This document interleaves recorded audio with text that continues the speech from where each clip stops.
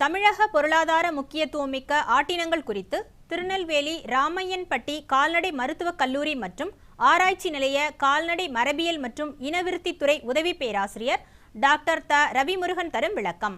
அன்பார்ந்த தமிழக கால்நடை பண்ணையாளர்களே வணக்கம். இன்றைய வேளாண் ஆலோசனை நேரத்தில் நாம் பார்க்க இருப்பது தமிழகத்தின் பொருளாதார முக்கியத்துவமிக்க ஆட்டினங்கள். இந்த பொருளாதார முக்கியத்துவமிக்க ஆட்டினங்கள் என்றால் அதில் இரண்டு உள்ளன. ஒன்று செம்மறி ஆட்டினம், இன்னொன்று வெள்ளாட்டினம். செம்மறி ஆட்டை பொறுத்தவரை பொருளாதார முக்கியத்துவம் மிக்க செம்மறி ஆடு பட்டணம் என்று சொல்லக்கூடிய ஒரு செம்மறி ஆடாகும். இதை தமிழகத்தின் பல பகுதி மக்கள் அறிந்திருப்பர். இந்த ஆடு தமிழகத்தின் பல்வேறு பகுதிகளில் இன்றைக்கு பரவி காணப்படுகிறது. தமிழகத்தில் செம்மறி ஆடுகளின் எண்ணிக்கையை எடுத்துக்கொண்டோமானால் பட்டணம் இனத்தின் செம்மறி ஆட்டு இனத்தின் எண்ணிக்கை தான் அதிகமாக இருக்கக்கூடும் என்று ஆராய்ச்சிகள் கூறுகின்றன. ஏன் இந்த செம்மறி ஆடு இனம் பொருளாதார முக்கியத்துவம் இனம் என்று சொன்னோமானால் இதனுடைய உயரம் மற்றும் எடை ஆகும். குறுகிய காலத்தில் மிக அதிக வளர்ச்சி திறன் உள்ள ஒரு செம்மறி ஆட்டு இனம் பட்டணம் இனம்தான். ஒரு வருட வயதுள்ள ஒரு செம்மறி ஆடு ஏறக்குறைய 30 to 35 கிலோ வரை உடல் எடை பெறக்கூடும்.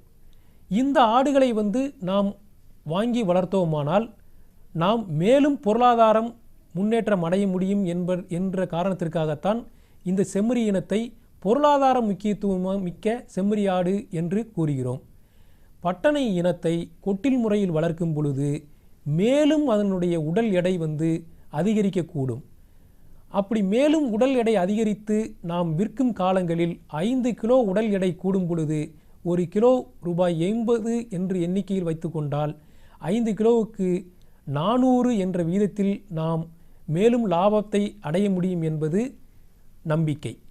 இரண்டாவதாக நாம் பார்க்க இருப்பது பொருளாதார முக்கியத்துவம் மிக்க வெள்ளாட்டினம். பொருளாதார முக்கியத்துவம் மிக்க வெள்ளாட்டினம் என்று சொன்னோமானால் அதில் 2 வெள்ளாட்டு இனங்கள் உள்ளன. ஒன்று கொடியாடு என்று சொல்லக்கூடிய ஒரு வெள்ளாட்டினம். இந்த கொடியாடு என்று சொல்லக்கூடிய வெள்ளாட்டினம் தூத்துக்குடி மாவட்டம், விளாத்திகுளம், சாயல்குடி, விருதுநகர் ஆகிய மாவட்டங்களில் அதிக எண்ணிக்கையில் பரவி காணப்படுகிறது. இந்த கொடியாடுகளில் 2 வகைகள் உள்ளன. ஒன்று செம்போரை, மற்றொன்று கரும்போரை. நம்மளுடைய வெம்பூர் செம்மறி ஆட்டை போல் இது தூய்மையான வெள்ளை நிறத்தில் காணப்படும். உடலில் ஆங்காங்கே செம்பொட்டுகள் இருந்தால் அது செம்போரை என்றும், கருமை நிற பொட்டுக்கள் இருந்தால் அதை கரும்போரை என்றும் மக்கள் அழைத்து வருகிறார்கள். அதனால் இதில் 2 வகைகள் உள்ளன. இந்த ஆட்டிற்கு இன்னொரு தனிச்சிறப்பு உண்டு. என்ன சொல்லுவோமானால் இது உயரமாக ஒல்லியாக காணப்படும். நம்மளுடைய தமிழ்நாட்டில் காணப்படுகிற வெள்ளாட்டினங்களிலே மிக உயரமான வெள்ளாட்டினம் கொடியாடுதான். கொட்டில் முளையில் வளர்ப்பதற்கு மிக ஒரு சிறந்த இனமாகும். இந்த இனம் வருடத்திற்கு 2 முறை குட்டி ஈனும். அதாவது 6 மாதத்திற்கு ஒரு முறை குட்டி ஈனும்.